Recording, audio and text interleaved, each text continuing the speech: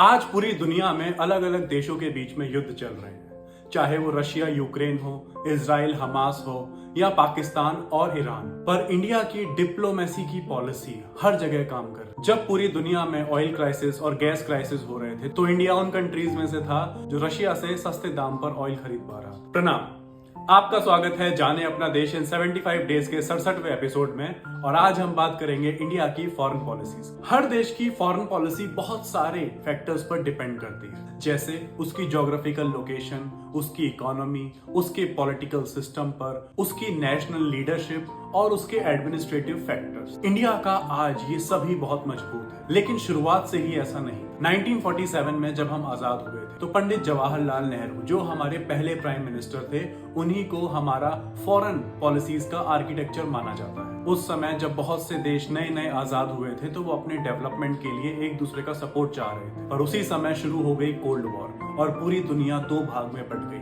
एक यूएसए की तरफ और दूसरी सोवियत यूनियन यूएसएसआर की तरफ। तब इंडिया ने फैसला लिया कि वो किसी भी सुपर पावर की तरफ नहीं जाएंगे और नॉन अलाइनमेंट मूवमेंट शुरू किया बाकी के देशों के साथ जो किसी भी देश का पार्ट नहीं बनना चाहते, जिससे ये फायदा हुआ कि दोनों ही तरफ से इंडिया को डेवलपमेंट के लिए मदद मिलती है। इंडिया की फॉरेन पॉलिसीज को हम दो पार्ट में स्टडी कर सकते हैं। पहला 1947 से लेकर 1990 तक, जिसमें हमारा मेन फोकस था सेल्फ रिलायंट डेवलपमेंट और मिलिट्री स्ट्रेंथ बढ़ाने पर, क्योंकि उस समय हमारे पड़ोसी देश से हमारी कई बार जंग हुई थी, चाहे वो पाकिस्तान हो, बांग्लादेश की आजादी हो या फिर चाइना से हो। उस समय इंडिया की डिफेंस सिस्टम को स्ट्रॉन्ग करने के लिए जो सपोर्ट हमें चाहिए था वो हमें फ्रांस, जर्मनी और सोवियत यूनियन से मिल रहा था। पर 1990s के बाद से जो चेंजेस आए उसमें हमारा ज्यादा फोकस इकोनॉमिक डेवलपमेंट, दुनिया के साथ अच्छे रिश्ते बनाना और ग्लोबलाइजेशन पर था। पिछले 9 से 10 सालों में इंडिया की फॉरेन पॉलिसीज में बहुत से चेंजेस आए हैं, जिसकी वजह से आज